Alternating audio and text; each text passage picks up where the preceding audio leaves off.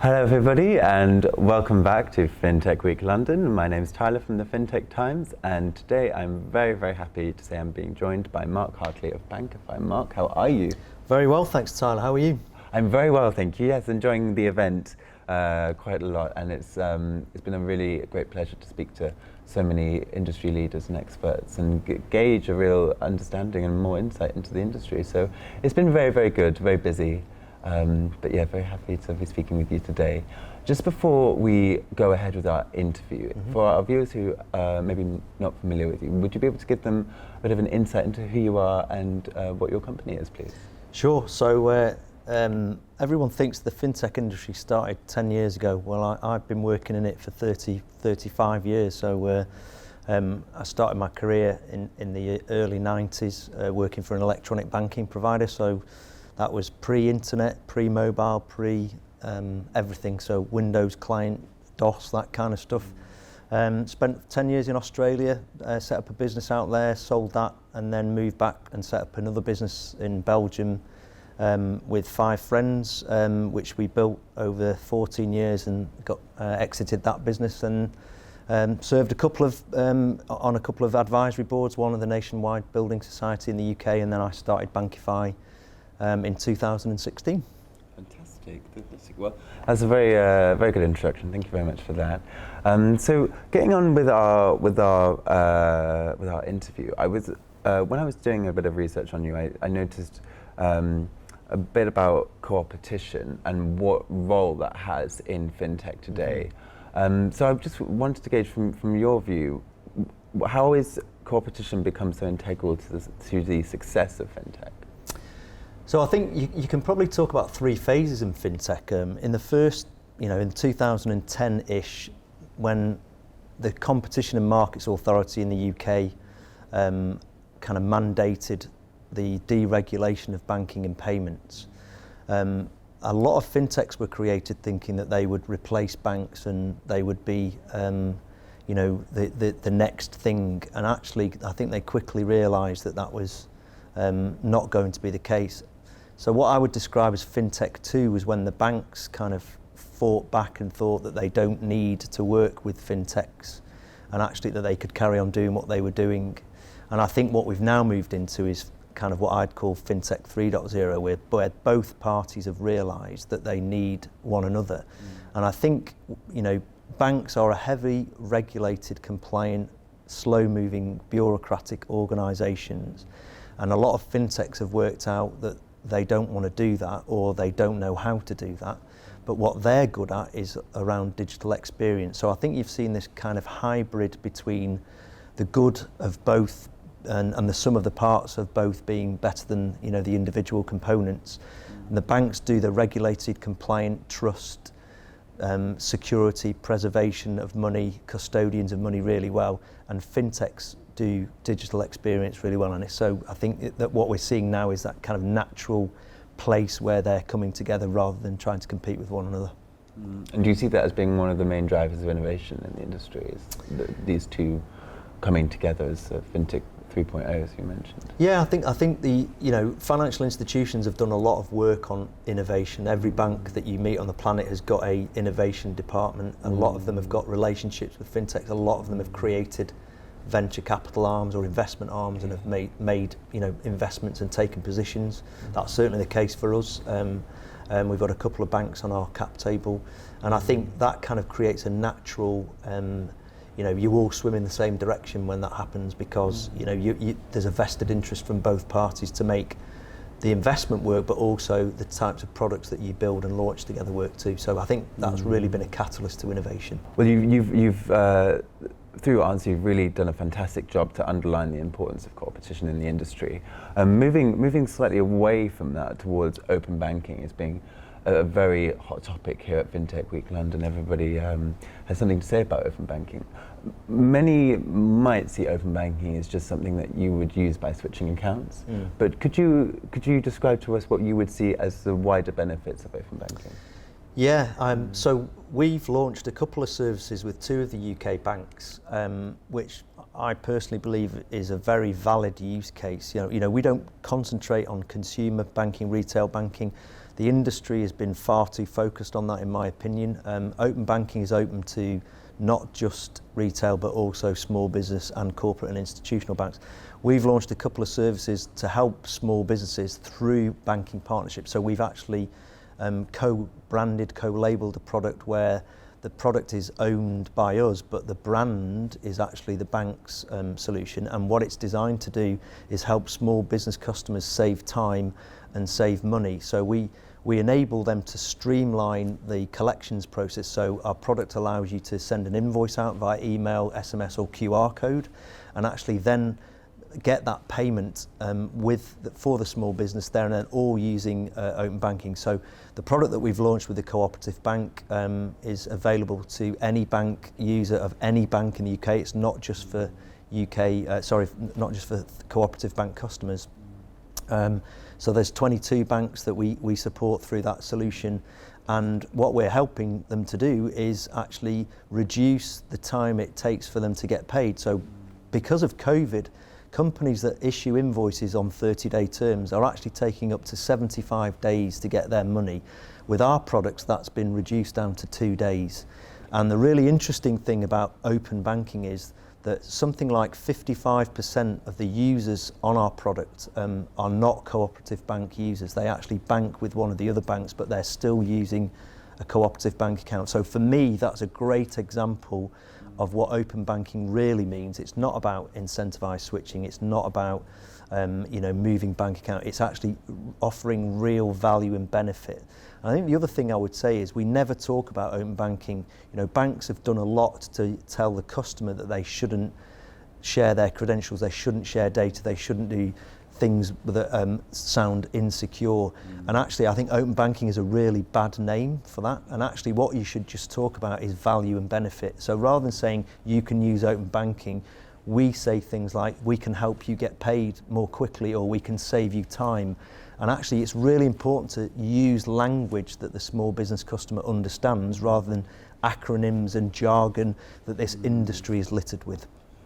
You're absolutely right, and I think it's such a shame that sometimes the technology, the meaning behind the technology, has almost been diluted by this really complicated jargon. And people like us who work in the industry, maybe it wouldn't appear to be so much of a problem.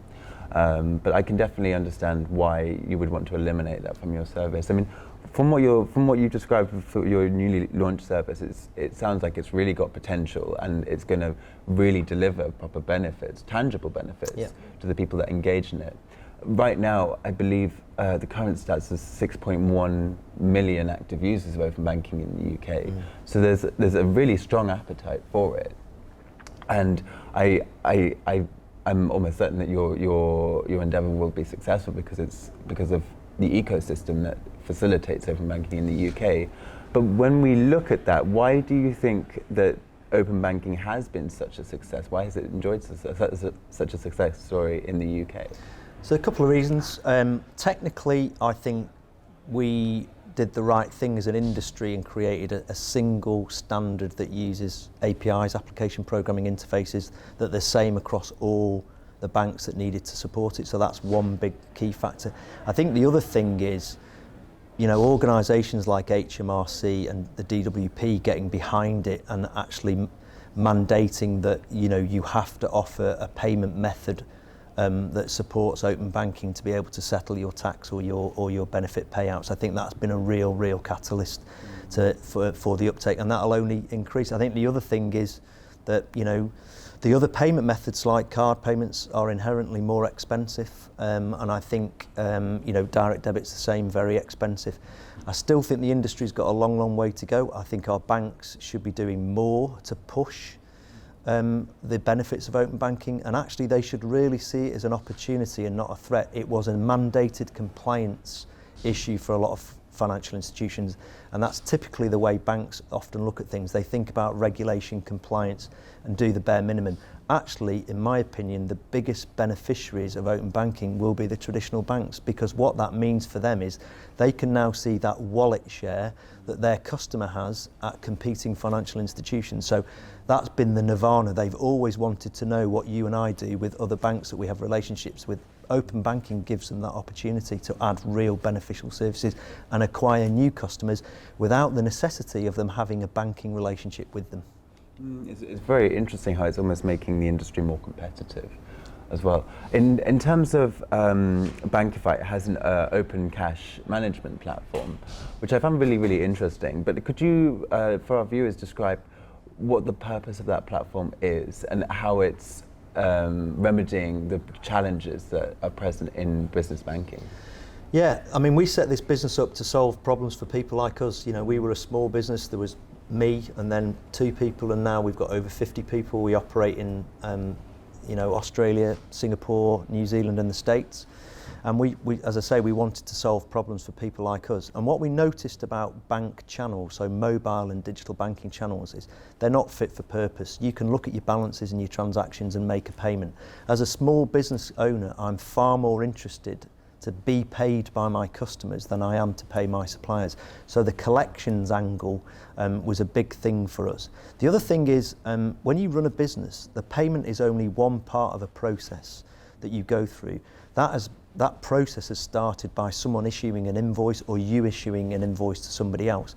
And then that payment happens, and then you do your bookkeeping and accounting, and you need to see your cash flow and understand what your cash position is going to be. So what we've done is put all of that in one place, and that one place is the bank's digital channel, so that you can issue your invoices, you can make your payments, you can collect your money, you can do all your accounting, you can look at your cash flow position, and if you then need to borrow money, the bank has got all of that data that allows them to see what your trading is like and actually make risk-based decisions. So it's about creating a holistic solution where the business who doesn't have time to go and piece together lots of different things can go to one place and get everything they need to run their business from.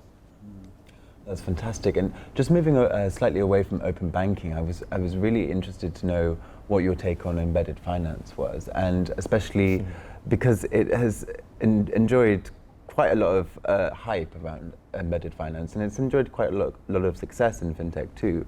But what do you see as the next evolutionary stage of embedded finance at its current level? So this is where I think people need to understand the difference between retail banking and business banking. I think embedded finance and embedded banking will have a major role to play, is having a major role to play in retail banking. I think a lot of banks are already resigned to the fact that people won't go to a digital channel of a bank, so a mobile or internet banking solution, to do their banking as a consumer. They might do that from Facebook, Google, Apple, Zoom, Teams, wherever they are. That's not going to be the case in business banking. The banks are going to fight tooth and nail to be the front door, to be the shop window where people come in. So actually what I think you will see is reverse embedded finance. What you'll see is banks bringing in other aspects of services, so what's referred to as beyond banking services, so things like accounting, package integrations, invoicing, all those things, and actually putting that through the bank's digital channel, because they want to be the eyeballs. They want the eyeballs to be on their channels, and that's not going to be the same as with retail banking. So I think you'll see embedded banking happen in retail, and you'll see reverse embedded banking happen in business and corporate banking. I think that's a really valid point that you've mentioned, and I think it's maybe not something that I'd considered before, or heard before. So it's a very, very interesting way that you've put it. In terms of what organizations should be prioritizing right now, why should they be prioritizing consumer centricity over product centricity? I think that's where the war between tech and banks will be. It's not going to be on business model. So, you know, the quote that Bill Gates made in the 90s was, you know, we need banking, we don't need banks. And that was, you know, the first time that people thought that what is now known as the fintech industry would take over financial services and replace it. Actually, what we're seeing is that big tech and techs don't want to be banks, they don't want to be regulated, they don't want to be compliant, they don't want a business model of net income margin, but what they do want is to have a slice of the customer digital experience, because that's where they will also sell ancillary services that are not necessarily banking products, but to consumers. So I think the idea that banks then also need to be part of that journey is really important. So they will want to embed banking services inside other people's experiences, so that it becomes this kind of ubiquitous scenario where you get banking from anywhere that you want to get it from. So I think the digital experience is where the kind of battleground is being set between tech and financial services, and I think we're going to see that play out over the next 5 years, and therefore banks can't just kind of differentiate on product. I'm sure you will concur that a current account from one bank is pretty much the same as it is as another. Starling might think theirs is very different, but it ain't really. So you can't really compete on commodity. You have to compete on value, benefit, and that's all about service. People crave good service and experience, not just service, but experience. It's become a defining feature of fintech is the consumer experience, and it's become quite a deciding factor as well. Mark, this has been a hugely insightful conversation, and I'm fascinated by all the topics we've covered here today. I wish we could have had more time to talk, but for now it's been great to speak to you, Mark Hartley from BankiFi, and I hope you enjoy the rest of the event. Thanks, Tyler. Thank you very much. Cheers.